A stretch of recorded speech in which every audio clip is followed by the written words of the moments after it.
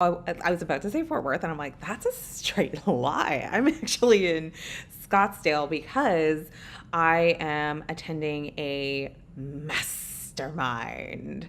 So, if you're not familiar, mastermind is when people who have similar or aligned type goals or aspirations, or you could even say energy, get together and they collaborate on a set of ideas, and they get together to learn and share. And the idea is it's kind of like a mini conference. Think of it like a mini conference.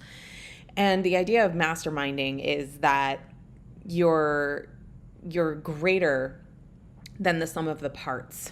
And that is 1,000% my experience. So I've been in a mastermind run by clients and community called Scale for years, like literal years. I joined during the pandemic, and I am a really proud member of Scale. And the reason why I love this mastermind is because it is, well, their company is clients and community, and I think they have taught me a lot about building my own community, but also they facilitate a incredible community as well. And so we're still like in the middle of the proceedings, the mastermind experience, but we had the first day yesterday, and I'm all dressed up and ready to go, but I'm kind of like a little early, so I thought, what a fun opportunity to come on the intro net and share with you maybe some of the things I learned, reflected on, got bombarded with in the session sessions yesterday, and actually. What I really wanted to share was how powerful, when you get really connected in a community, how powerful it can be to have things happen actually outside of the sessions.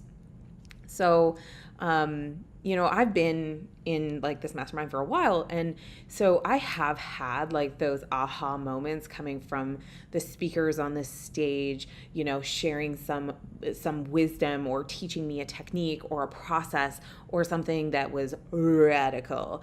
And then I take that thing and I go and implement it in my life or in my business, and it can be like, boom, that's the ticket to that next level. And that happens like so often. But what really was impressive to me yesterday and left a massive impression on me was the connection and the sharing that was happening among the members in the breaks, in the hallways, over lunch, over dinner, and just the flow that was happening. Just like once the community really has had this time to establish. And I often say, like, marketing, community building, business building, it's a lot like jazz. If you've ever sat in a jazz club, like the music never stops. It's not like they play a song. It's not like the top 40 charts, where you have the defined beginning and the end of the song. It just keeps going. Like it keeps playing. And what was so cool yesterday was there were so many conversations that picked up from July where we left off, or when the last time we saw each other was maybe April, and we were picking up on what have we learned, what were the big growths, where are you having challenge, and the cross sharing of not just like, here's my advice, because the worst advice in the world is advice, isn't it? Especially unsolicited advice.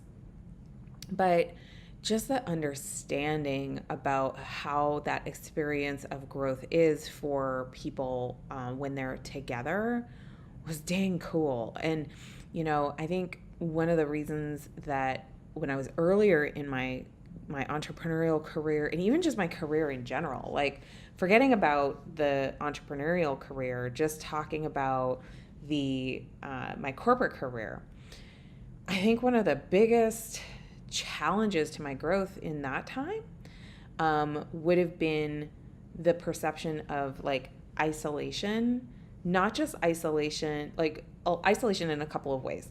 Isolation of the self. So like radical individualization of saying like, oh, all of your success has to be self-made. So I'm a big believer in hard work, huge believer in hard work. And when you self isolate that hard work and you don't believe other people want to help or want to give you an indication or even shine a light on how you could be doing that more efficiently or perhaps focus on what matters and prioritize, like you can end up hard working yourself into creating so much work that nobody cares about. And like that was a big mistake that I made very early on in my career. I think another way that we isolate is we isolate, on just like thinking that if we don't achieve a goal in this one particular way on this one particular timeline, we have catastrophically and completely failed.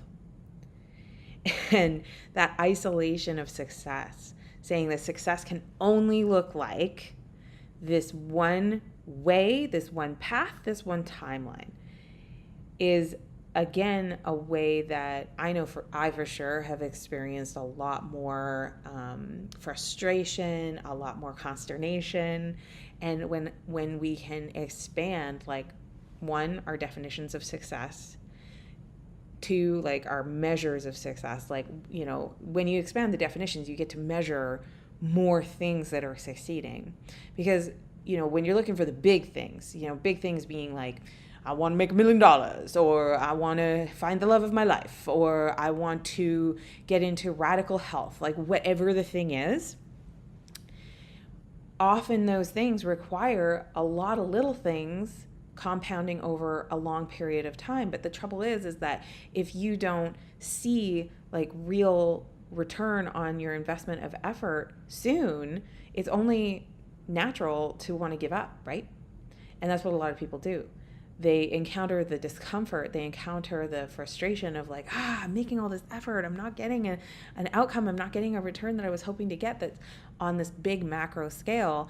It must not be working. And the metaphor for this that I really love is like a pot of boiling water. Like, imagine that you've got this pot of boiling water on the stove and you're staring at the pot and you're thinking, gosh, like this, there's nothing happening here.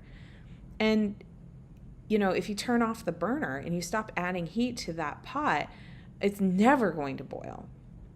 And also, like, if you just put it on a very hot surface, like let's say you put that pot of water out on a sunny Arizona sidewalk, it's never going to boil because it's just not hot enough.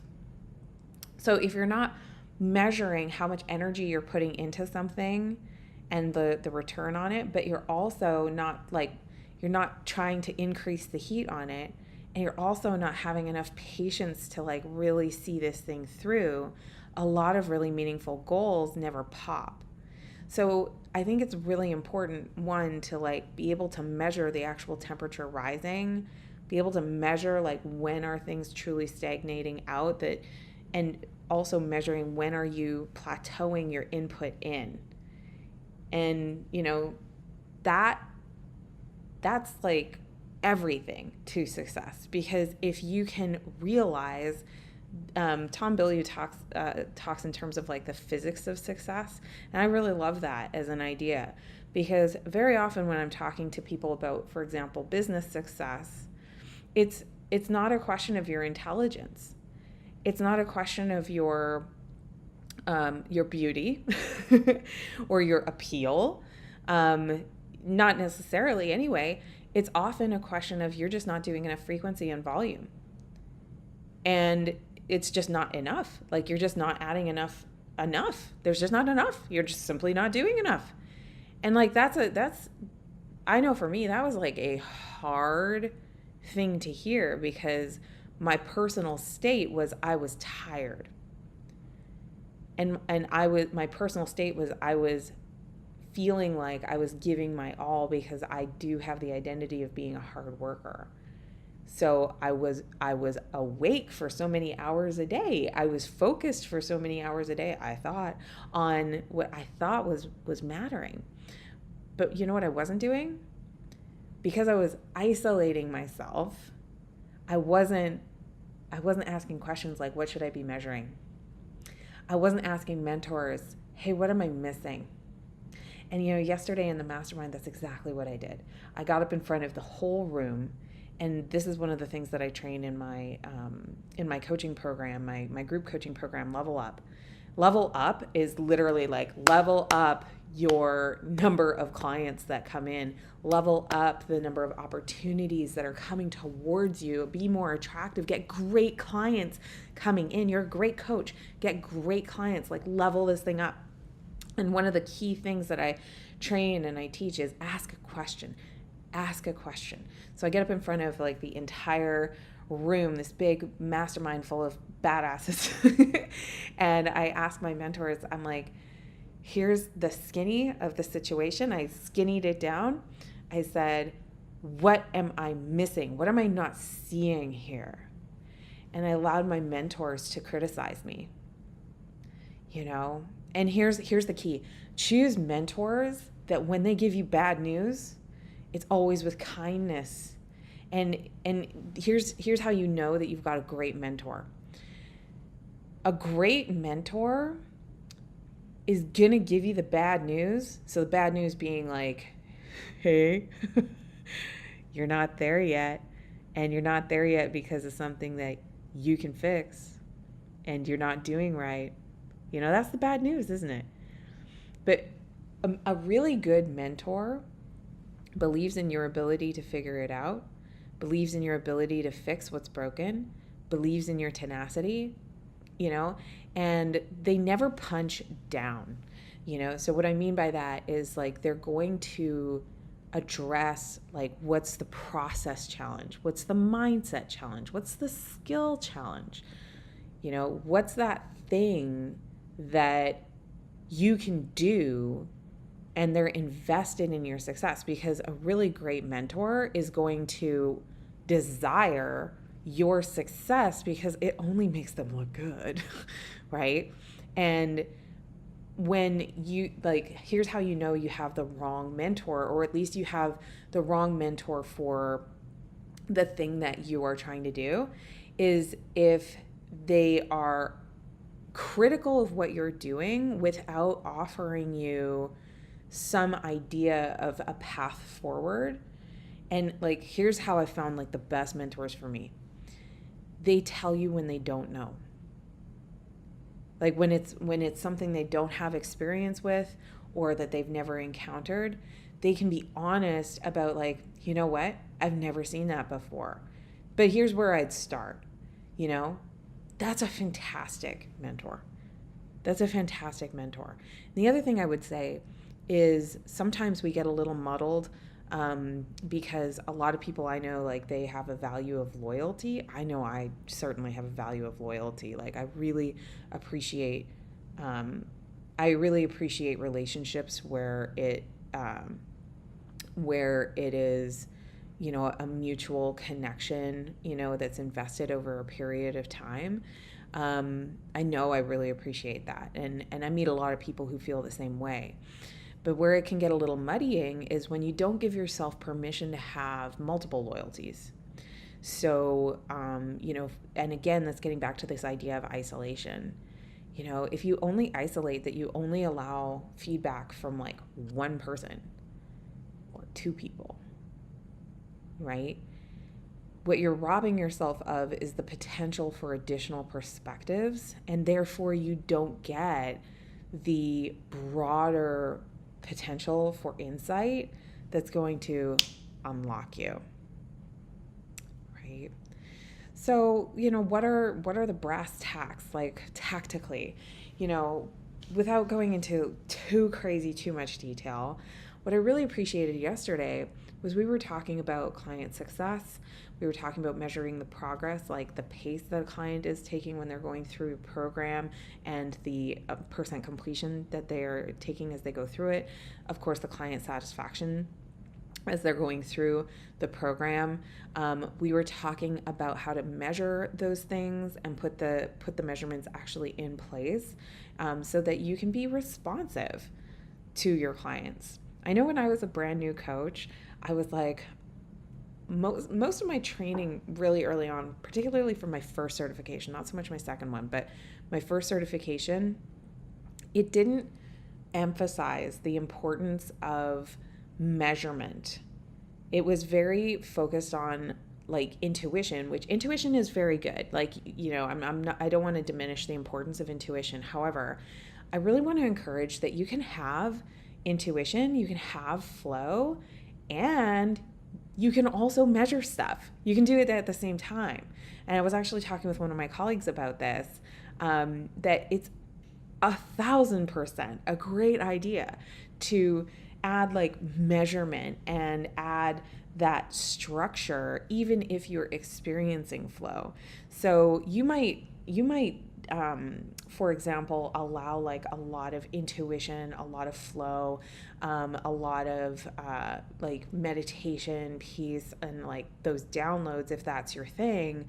But what I see some people do is they swing the pendulum so far that they're like, they never write down the plan after that download, or they don't circle back and say like, hey, did I like actually do what I'm doing, or am I going so with it that I'm not following through like reliably, that other people are able to like track what I'm doing, or that I'm even able to like anchor into what I'm doing as well.